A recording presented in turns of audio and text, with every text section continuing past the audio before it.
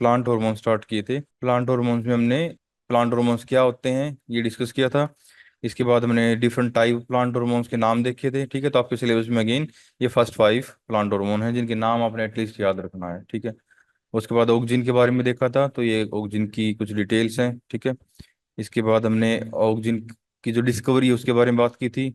इसके बाद हमने ऑक्जिन के बारे में, इसकी केमिकल स्ट्रक्चर के बारे में बात की थी। ठीक है, तो जो ऑक्जिन होते हैं नेचुरली भी मिलते हैं, जो नेचुरली फॉर्म है, ये कुछ नेचुरली फॉर्म है ऑक्जिन की, और जो आर्टिफिशियल फॉर्म है उनके बारे में हमने बात की थी। तो दोनों की दोनों ही नीचे वाले आर्टिफिशियल फॉर्म है। उसके बाद हमने ऑक्जिन की जो बायोसिंथेसिस उसके बारे में बात की थी। जो ऑक्सिजन दो तरीके से बायोसिंथेसिस होता है प्लांट में, ऑक्सीजन ट्रिप्टोफैन डिपेंडेंट पाथवे या फिर ट्रिप्टोफैन इंडिपेंडेंट पाथवे। ठीक है, और उसके बाद हमने जो ट्रिप्टोफैन डिपेंडेंट पाथवे है उसमें से जो आप जो हाइयर प्लांट्स के अंदर होता है जिसका नाम है आपका आईपीए पाथवे भाई।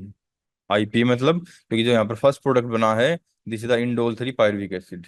ठीक है, इसलिए हम इसको आईपीए पाथवे कहते हैं। इसके बाद हमने जिनका पोलर ट्रांसपोर्ट के बारे में देखा था। तो ऑक्सीजन हमेशा बेसिपिटल ट्रांसपोर्ट करता है, मतलब हमेशा टिप से रूट की तरफ ये मूव करेगा, कभी भी रूट से ये स्टेम की तरफ मूव यानी कि टिप की तरफ मूव नहीं करेगा ये। ठीक है, पोलर ट्रांसपोर्ट है, इसके पीछे जो मैकेनिज्म है उसके बारे में बात की थी। ठीक है, तो यहाँ पर मैंने बताया था आपको कि यहाँ पर क्या होते हैं, कुछ अलग अलग दो टाइप की इसमें कैरियर होते हैं प्लांट सेल में, इफ्लेक्स कैरियर और इनफ्लेक्स कैरियर। ठीक है, तो both efflux and influx carrier function in the transport of auxin from apex to the base. ठीक है, यहाँ पर जो पिन प्रोटीन हमने देखे थे ये केवल सेल के बेस में प्रेजेंट होते हैं और ये केवल एग्जिट का काम करते हैं, मतलब ये प्लाज्मा मेम्ब्रेन प्रेजेंट होते हैं और ये ऑक्सीजन की जो आयनिक फॉर्म है, आई ए नेगेटिव, ठीक है, एनायनिक जो फॉर्म है इसको एक्सपोर्ट करते हैं from one cell to another cell, यानी कि इसको एक्सपेल करते हैं, रिमूव करते हैं, बाहर निकालते हैं। तो इसको इनको बोलोगे आप इफ्लेक्स कैरियर। ठीक है ना, तो यार दोनों वर्ड जो कि यहाँ पे इसमें लिखे हुए हैं, इनफ्लेक्स कैरियर एंड इफ्लेक्स कैरियर। तो इफ्लेक्स कैरियर में पिन प्रोटीन का नाम है अपनी याद रखना है। ठीक है, तो अगेन ये वही प्रोटीन है जो आपको इस पिक्चर में यहाँ पर भी दिखाई दे रहे हैं। इनफ्लेक्स कैरियर के अंदर मैंने बताया था दो तरीके से इनटेक होता है सेल में। एक तो होता है पेसिव डिफ्यूजन, अगर ये बाउंडेड फॉर्म में है, मतलब न्यूट्रल है, इसके ऊपर कोई चार्ज नहीं है, तो पेसिवली डिफ्यूज हो जाएगी। जो प्लाज्मा मेम्ब्रेन होती है वो इस फॉर्म को आने देगी क्योंकि इसके ऊपर चार्ज नहीं है। ठीक है, लेकिन अगर ये अपनी इस फॉर्म में है, इस वाली फॉर्म में है, आई ए नेगेटिव वाली फॉर्म में है, तो ये पेसिवली डिफ्यूज नहीं हो सकता। ठीक है, क्योंकि जो लिपिड बाइलर होती है वो चार्ज मॉलिक्यूल को मूव नहीं करने देती है अपने अंदर से। ठीक है, तो इन आयन आप कह सकते हो इस नेगेटिव फॉर्म को इनटेक करने के लिए यहाँ पर ऑक्सीजन क्या करता है, कुछ प्रोटॉन ऑक्सीजन सिम्पोर्टर या फिर को ट्रांसपोर्टर इनको बोल सकते हो। सिम का मतलब साथ साथ, या फिर को ट्रांसपोर्टर का मतलब ही वही होता है, यानी कि जो दो को एक साथ मूव करा सकते हैं। ठीक है, अगेन ये जो मैकेनिज्म है, ये जो ट्रांसपोर्टर हैं, ये एटीपी की मदद से काम करते हैं भाई। तो यहाँ पर जो एनर्जी है वो लगती है। ठीक है, तो यहाँ पर ये जो इनटेक होगा इसका, ये होगा एक्टिव ट्रांसपोर्ट की कैटेगरी में आएगा, जो आपने थोड़ा याद रखना है। ठीक है, और उसके बाद जैसे ही जो ऑक्सीजन है वो सेल के साइटोप्लाज्म में आता है, वहां पर जो पीएच न्यूट्रल होती है जो कि डिसोशिएट कर देती है इस बाउंड फॉर्म को इनटू द एनायनिक फॉर्म। ठीक है, जैसे कि हमने कल यहाँ पर आपको बताया था, तो जैसे ही ये जो एनायनिक न्यूट्रल फॉर्म है जैसे ही सेल के साइटोप्लाज्म में एंटर करेगी, ये because of the neutral pH it become break down into the anionic form. ठीक है, और साथ में ही जो प्लाज्मा मेम्ब्रेन में क्या होते हैं, कुछ एटीपीएज पंप होते हैं या फिर जो प्रोटॉन पंप होते हैं, वो लगातार क्या करते हैं, इन प्रोटॉन्स को बाहर की तरफ मूव करते रहते हैं। इसलिए हमेशा जो सेल वॉल है उसकी जो पीएच होगी वो आपको एसिडिक मिलेगी। ठीक है, और जो आपका प्लांट का जो साइटोप्लाज्म है उसकी पीएच आपको मोर और लेस न्यूट्रल मिलेगी। ठीक है, न्यूट्रल मतलब अराउंड 7। अगर आप पिन प्रोटीन्स के बारे में थोड़ा और लिखना चाहो तो ये लिख सकते हो। तो they are the efflux carrier, integral membrane proteins होते हैं, लगभग 10 से 12 ट्रांस मेम्ब्रेन इनमें रीजन्स होते हैं। ठीक है, अभी जो मैंने आपको ऐसे राउंड कलर की स्ट्रक्चर दिखाई थी, लोअर साइड मेम्ब्रेन। ठीक है, अब आप एक स्ट्रक्चर को देखोगे तो आपको ये जो एक स्ट्रक्चर है वो इस तरीके से दिखाई देती है। ठीक है, इंटीग्रल मेम्ब्रेन प्रोटीन्स। ठीक है, और दे आर एसिमेट्रिकल लोकलाइजेशन, यानी कि they are present only at the basal part of the cell, यानी कि ये लाइन इंपॉर्टेंट है, केवल बेसल पार्ट पे आपको मिलेंगे। ठीक है, एंड फैसिलिटेट करते हैं ऑक्सीजन के ट्रांसपोर्ट को। ठीक है, they are not permanently present in the membrane but recycled via endocytic vesicles, यानी कि जैसे ही प्लांट को मान लो, अर्ली जब प्लांट की ग्रोथ होती है, मतलब पहले मान लो सेल बनी है उस टाइम पर ये नहीं होते हैं, ठीक है। लेकिन जैसे ही प्लांट की ग्रोथ होगी तो जो इंडोसाइटिक वेसल्स होती हैं ये क्या होती हैं, जो आपकी ईआर है, ईआर क्या बनाएगी, प्रोटीन्स बनाएगी। ठीक है, वो प्रोटीन्स आपके जो गोल्गी बॉडीज हैं, ठीक है, उनके पास जाएगा प्रोसेस होने के लिए। और गोल्गी बॉडी से क्या है, ये प्रोटीन्स कुछ राउंड कलर की वेसल्स में फिल होके और मेम्ब्रेन की तरफ मूव करता है ये। ठीक है, और मेम्ब्रेन में आने के बाद ये जो प्रोटीन्स है यहाँ पर आके डिफ्यूज हो जाता है। और डिफ्यूज होने के बाद क्या होगा, ये जो प्रोटीन्स है, इस प्रोटीन से ये जो आपके इफ्लेक्स कैरियर है, पिन प्रोटीन्स है, ये बनते हैं। ठीक है, तो जैसे ही प्लांट को इनकी नीड होती है ये बन जाते हैं, और जैसी नीड खत्म होती है ये वापिस आप कह सकते हो या तो डिस्ट्रॉय हो जाते हैं, या फिर कह सकते हो they are not permanently present. ठीक है, यानी कि हमेशा नहीं रहते हो सेल में, वो डिपेंड करता है कि कब इनकी जरूरत है, तो जैसी जरूरत पड़नी स्टार्ट होगी ये बढ़नी स्टार्ट हो जाएंगी। इसके बाद भी तो नेक्स्ट आते हैं ऑक्सिन के इनिबिटर्स। तो इनिबिटर्स की बात करोगे तो यहाँ पर दो मेन इनिबिटर्स हैं जो ऑक्सिन के ट्रांसपोर्ट को रोकते हैं, one is the TIBA and another is the NPA। ठीक है, इसके अलावा भी आप 1NOA को यूज कर सकते हो। ठीक है, फॉर एग्जाम्पल, तो TIBA stand for 2,4,5 trichloro benzoic acid. ठीक है, तो ये इसका काम क्या होगा, ये compete करता है ऑक्सिन के साथ with the binding site in the efflux carrier. मतलब ये जो, अगर आप ये जो इनहिबिटर्स है, ये जो केमिकल्स है, इसको प्लांट पे डाल दोगे ना, तो ये क्या करेगा, ये आपकी पिन प्रोटीन्स को रीलोकलाइजेशन कर देगा, मतलब उनकी जो फंक्शनिंग है उनको डिस्टर्ब कर देगा। तो जैसे ही डिस्टर्ब हो जाएगा, जो ऑक्सिन का जो ट्रांसपोर्ट हमारा वो ब्लॉक हो जाएगा। ठीक है, ऐसे ही NPA क्या करेगा, it is also bind with the PIN proteins and relocalise them. इसके अलावा जो लास्ट वन हमारा नेथोक्सी एसिटिक एसिड, भाई तो अगेन ये जो 1NOA है, ये ब्लॉक करता है ऑक्सिन के अपटेक को। ये दोनों क्या करते हैं, इफ्लेक्स कैरियर को बंद करते हैं, लेकिन ये जो इनिबिटर है ये अपटेक को ही बंद कर देता है, मतलब सेल के अंदर ही नहीं आने देता है। ठीक है, तो इसमें से केवल आपने इनमें से एक या दो नाम याद कर लेना, क्योंकि कई बार आपसे छोटे क्वेश्चन में पूछ लेंगे, write down the two inhibitors of auxin transport.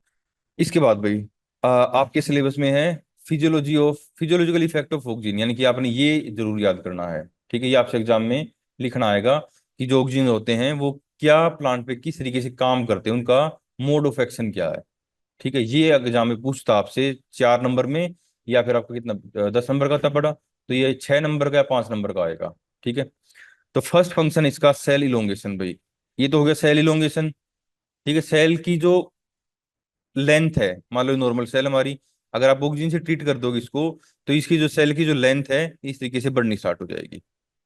और ये जो सेल इलोंगेशन जरूरी क्यों है, प्लांट की ग्रोथ के लिए। अगर सेल इलोंगेट नहीं करेंगी तो प्लांट की जो हाइट है वो नहीं बढ़ेगी। ठीक है, और सेल इलोंगेशन के बाद ही जो सेल हैं वो सेल डिफरेंशिएशन करती हैं। तो अगर डिफरेंशिएशन नहीं करेंगी तो प्लांट के अंदर जो डिफरेंट टिश्यूज हैं, परमानेंट टिश्यूज हैं, लाइक जाइलम फिलोएम वगैरह, वो नहीं बनेंगे। Auxin stimulate the cell elongation and expansion in the stem and coleoptile वही। ठीक है, यानी कि स्टेम और कोलियोप्टाइल, कोलियोप्टाइल वही है जर्मिनेटिंग सीड की जो एक अर्ली स्टेज में जो स्ट्रक्चर निकलती है उसको हम कोलियोप्टाइल बोलते हैं।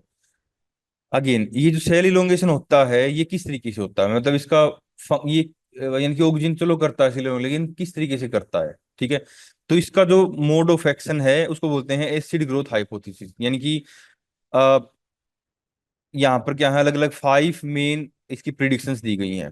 यानी कि acid buffer alone should promote the short term growth.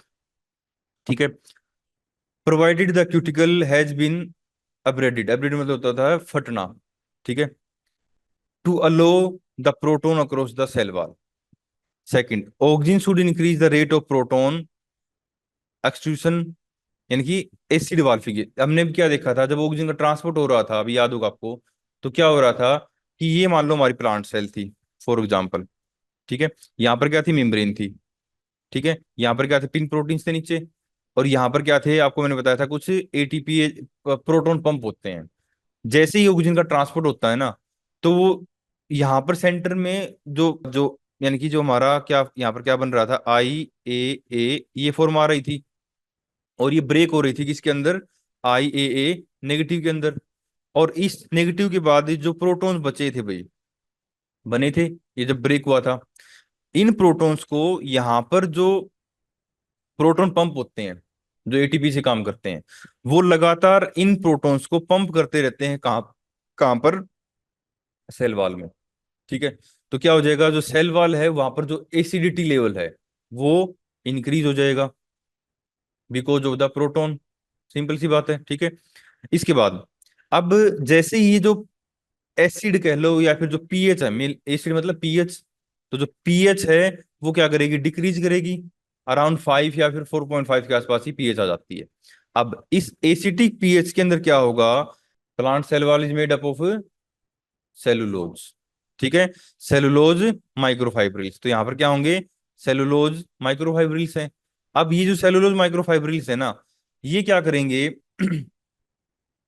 ये because of the low pH they become loose. जैसे कि ऐसे समझ लो, एक मोटी रस्सी है जो आप ऐसे समझ लो फंक्शन कर रही है सेलुलोज माइक्रोफाइब्रिल्स का। ठीक है। अगर आप उसको एसिड में या पानी में डाल दोगे तो क्या होगा, वो लूज होनी स्टार्ट हो जाती है। सेम उसी तरीके से यहां पर जैसे ही पीएच डिक्रीज करेगी सेल वॉल में, तो जो सेलुलोज माइक्रोफाइब्रिल्स हैं वो लूज हो जाएंगे। अगर वो लूज हो जाएंगे, सिंपल सी बात है, वो पहले अगर टाइट थे तो सेल को एक्सपेंड होने से रोक रहे थे। अब जैसे ही लूज हो जाएंगे, सेल की ग्रोथ हो रही है, उसके अंदर वाटर वगैरह ऐड हो रहा है, तो वो उसको फोर्स लगाएगी उसकी वॉल के ऊपर, मतलब टर्जिडिटी के कारण। तो turgid cell become turgid due to the intake of more water. तो जितना ज्यादा वाटर आएगा, सेल वाल अब लूज हो चुकी है, तो क्या होगा, वो एक्सपेंड करनी स्टार्ट कर देगी। तो ये जो ऑक्सिन है इस तरीके से सेल वाल सेल इलोंगेशन को परफॉर्म कराता है। ठीक है। Neutral buffer should inhibit the auxin induced growth भाई। ठीक है। यानी कि जो न्यूट्रल बफर्स होंगे वो ऑक्सिन इंड्यूस्ड ग्रोथ को इनहिबिट करते हैं। Compound other than the auxin that promote the proton oxidation should stimulate the growth. यानी कि मान लो जो ऑक्सिन काम करता है, ये क्या करता है, जो प्रोटॉन्स हैं उनको बाहर निकालता है, एसिडिफिकेशन करता है सेल वॉल की। अगर आप और कोई कंपाउंड दो जो सेम काम करे, तो वो भी क्या करेगा, ग्रोथ को स्टिमुलेट करेगा। ठीक है। तो cell wall should be contain loose wall loosening factor with acidic pH में। यानी कि जैसे पीएच एसिडिक होगी, वहां पर क्या होंगे, जो फैक्टर जो सेल वॉल लूजिंग फैक्टर हैं, यहाँ पर एक फैक्टर का नाम आता है एक्सपेंसिन, एक्स, तो this one is known as expansin भाई। ठीक है। यानी कि जैसे ही पीएच डिक्रीज करेगी ना, तो डिक्रीज क्यों करेगी, क्योंकि ये जो प्रोटॉन पंप है, ये लगातार प्रोटॉन को सेल के अंदर से बाहर भेज रहे हैं। बाहर कहां पर, टुवार्ड द सेल वॉल, यानी टुवार्ड द फिर आउटसाइड द मेम्ब्रेन। ठीक है। तो जैसे ही बाहर जाएंगे ये, बाहर जाते ही क्या होगा, जो पीएच है उसको लो कर देंगे, अराउंड 4.5 या फिर 5 आप लिख सकते हो। तो मतलब क्या होगी, एसिडिक पीएच होगी। इस एसिडिक पीएच के अंदर जो एक्सपेंसिन नाम के प्रोटीन्स होते हैं, ये एक्टिवेट हो जाते हैं।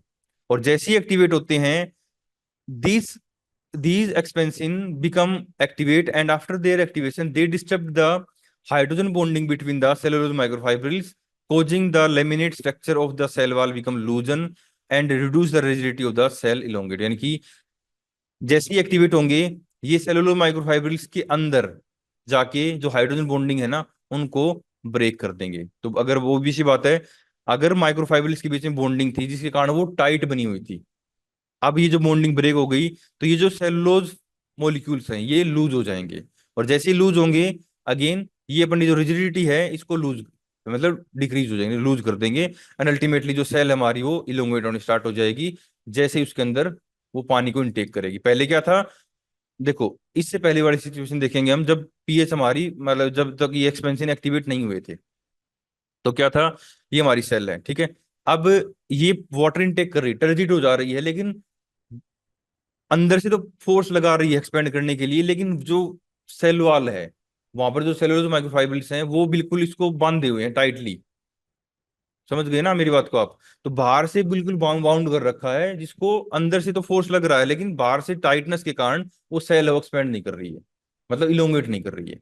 लेकिन जैसे ही एक्सपेंशन एक्टिवेट हुआ because of the low pH and because of the auxin, देखो जब तक ऑक्सीजन नहीं आएगा तब तक साइटोप्लाज्म के अंदर जो प्रोटॉन्स हैं उनकी कंसंट्रेशन नहीं बढ़ेगी। और जब तक कंसंट्रेशन नहीं बढ़ेगी, जो ये पंप है ये उनको प्रोटॉन को पंप नहीं करेंगे। और जब तक ये नहीं करेंगे तो पीएच डिक्रीज नहीं होगी। और जब तक पीएच डिक्रीज नहीं होगी, एक्सपेंशन आपका एक्टिवेट नहीं होगा। और जब तक ये एक्टिवेट नहीं होगा, हाइड्रोजन बॉन्डिंग नहीं टूटेगी बिटवीन द सेलुलोज माइक्रोफाइब्रिल्स। ठीक है, क्लियर है। और जब तक ये माइक्रोफाइब्रिल्स के बीच में जो बॉन्डिंग हो लूज नहीं होगी, तब तक सेल एक्सपेंड नहीं करेगी। ओके, यहाँ तक लिख दोगे इसको। ये पूछते हैं आपसे, ये तो हमने बता दिया भाई, सेल वाल को यानी कि प्लांट सेल को इलोंगेट करता है, कैसे करता है। इसके अलावा कुछ और फंक्शन भी हैं, for example stimulate the cell differentiation, यानी कि जाइलम फ्लोएम फॉर्मेशन। देखो, सेल डिफरेंशिएशन का मतलब होता है सेल के अंदर सेल को मतलब स्टिमुलेट करेगा ऑक्सीजन हमारा, और आफ्टर द डिफरेंशिएशन जो परमानेंट टिश्यू हैं जाइलम एंड फ्लोएम वो बनेंगे। तो ये भी ऑक्सीजन का ही काम है। ठीक है, तो ये कैसे, एक बार हम पढ़ लेते हैं फिर इनको वन बाय वन डिटेल में देखेंगे। सेकंड हमारा cell division in the cambium. Cambium याद होगा, जाइलम फिलों के बीच में एक रिंग होती है जो कि सेकेंडरी ग्रोथ में काम करती है। ठीक है, तो वहां पर ये obvious सी बात है, सेल डिवीजन को ऑक्सीजन क्या करेगा, स्टिमुलेट करेगा। और जब कैम्बियम फंक्शन करती है तो obvious सी बात है नई सेल बनेंगी, और उन नई सेल को फिर वापस जो ऑक्सीजन है वो जाइलम फिलोम में कन्वर्ट कर देगा। ठीक है, तो दोनों के दोनों फंक्शन कुछ कुछ सिमिलर से ही है। स्टिमुलेट द इलोंगेशन मैंने देख लिया किस तरीके से इलोंगेट करता है, इसको बताने की जरूरत नहीं है। उसके बाद स्टिमुलेट द रूटिंग, मतलब मैंने बताया था कि अगर आप स्टेम को कट कर दोगे और उसको अगर आप लिक्विड मीडियम में डालते हो तो जो रूट हैं, यानी कि जो एडवेंटिस रूट्स हैं, उनकी फॉर्मेशन ऑक्सीजन ही करेगा। ठीक है, और रूट हमेशा बेसल साइड में बनती है, ना कि एपिकल साइड में। ठीक है, तो root initiation on the stem cutting and lateral root development only done with the help of oxygen. ठीक है, उसके बाद है एपिकल डोमिनेंस भाई, यानी कि एपिकल डोमिनेंस एक फिनोमिना होता है जिसकी वजह से क्या करता है, जो ऑक्सीजन है वो लेटरल जो बर्ड्स हैं या फिर ब्रांच हैं उनकी ग्रोथ को नहीं होने देता है। मतलब जब तक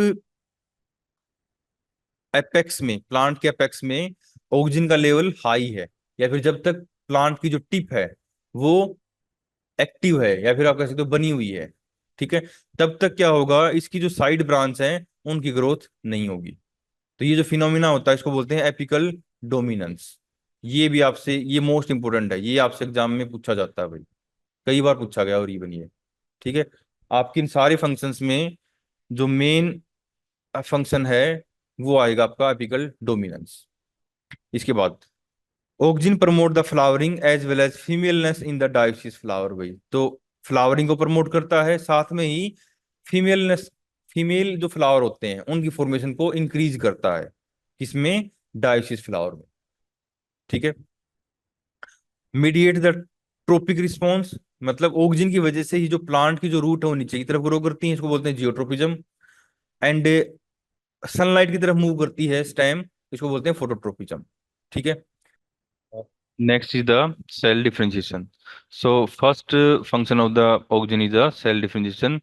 Cell differentiation means the cell become differentiated into the xylem and phloem, and a relative amount of the oxygen decide whether the xylem is formed or phloem is formed. For example, normally the higher concentration of oxygen induce the differentiation of xylem, whereas the low oxygen concentration induce the phloem differentiation. Okay. Next is the routing. So auxin inhibit the elongations of primary root, first function. Second, it stimulate the root initiation on the stem cutting. Means it stimulate the formation of adventitious roots. Stimulate the lateral roots which are present above the root hair zone and originate from the cell present in the pericycles. So ultimately, the auxin stimulate the cell division in the pericycle, and due to that, the new adventitious roots are developed, or we can say they are the lateral roots are developed. So this is the picture of TS of the stem, and in this you can see this is the pericycle, the red line. ठीक है, this is the pericycle, and pericycle form the lateral roots. So आपसे ये एक number में पूछ सकते हैं, which plant tissue form the roots or adventitious roots. तो adventitious roots और lateral roots are formed by the pericycle with the activity of auxin. Auxin show the phenomena of apical dominance. तो apical dominance is a phenomena whereas the apical bud inhibit the growth of lateral buds. Means जब तक plant की tip के ऊपर oxygen का जो level है वो मेंटेन रहेगा, तब तक इसकी जो लेटरल जो बर्ड्स हैं, ब्रांच हैं, उनकी ग्रोथ यहाँ पर नहीं, हमें हमें नहीं देखने को मिलेगी। So this phenomena is known as apical dominance. अगर आप एपिकल टिप को रिमूव कर दोगे, ठीक है, then the lateral birds and branch are start to developed.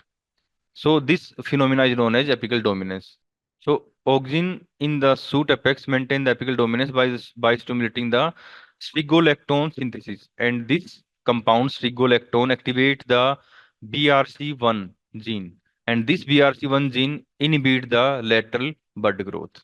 Means if auxin present in the tip of the apex, at that time it start to stimulating the synthesis of stigolactone, and this stigolactone lactone is formed at the apical region, and after the formation of this stigolactone it activates the BRC1 gene, and this BRC1 gene, or you can say the product of the BRC1 gene, inhibit the lateral bud growth.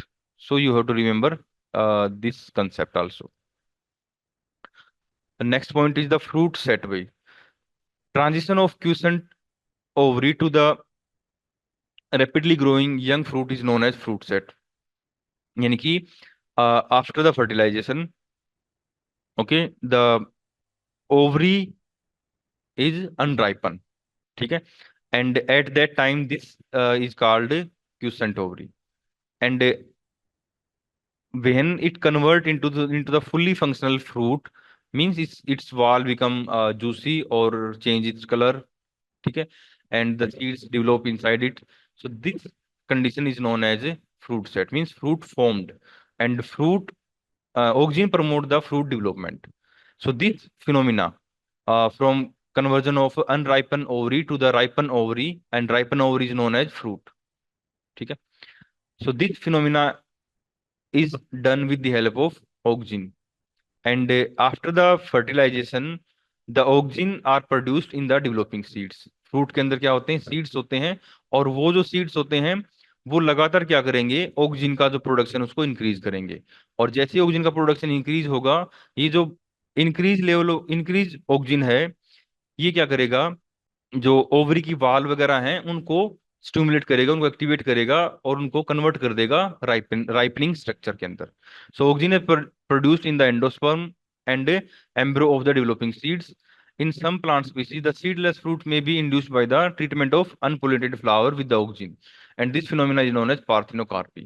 Parthenocarpy means कुछ plant ऐसे होते हैं जिनमें seed नहीं बनते हैं, ठीक है, फॉर एग्जाम्पल बनाना और some kind of grapes also. So this phenomena is known as parthenocarpy, and in the parthenocarpic fruits they are ripen with the help of treatment with the auxin. Means हम इस type के जो fruits होंगे उनको oxygen से treat करेंगे, और उसके बाद क्या होगा, they become ripen. So this is the unripening fruit condition, and this is the ripening fruit condition. So again, the ovary wall is shift, and the ovules become changed into the seeds, and the fruit wall is developed. Okay, next is the apart from these main three function, auxin also used in the delay of the early leaf abscission. Means if a leaf is young, at that time in the young leaf the oxygen level is increased, and the level of ABA and ethylene, level of ABA and ethylene is decreased. At that time the leaf do not detach from the plant, means it do not abscised, ये plant से नीचे नहीं गिरेगी. लेकिन जैसी leaf old होती है उस केस में क्या होगा कि इस लीफ के अंदर, ओल्ड लीफ के अंदर, ओल्ड कंडीशन में क्या होगा, जो ऑक्सीजन है इसका लेवल डिक्रीज करेगा, और ये जो बाकी दोनों प्लांट हार्मोन है ABA और इथाइलिन, इनका लेवल इंक्रीज करेगा, ठीक है. और जैसे इन दोनों का लेवल इंक्रीज करता है, ये लीफ क्या होगी, बिकम येलो एंड अपसाइज्ड, ठीक है. तो अर्ली स्टेज के अंदर क्या होता है, जिन है ये लीफ ऑक्सीजन को रोकता है, लेकिन लेटर स्टेज के अंदर क्या करता है, प्रमोट करता है, बढ़ाता है, क्योंकि इसका लेवल डिक्रीज हो जाता है, इस कारण से जो लीफ ऑब्सेशन है वो स्टार्ट हो जाता है. तो जैसे लीफ ओल्ड होती है वो डिटैच होकर नीचे गिरनी स्टार्ट हो जाती है. So these are the main important functions of auxin.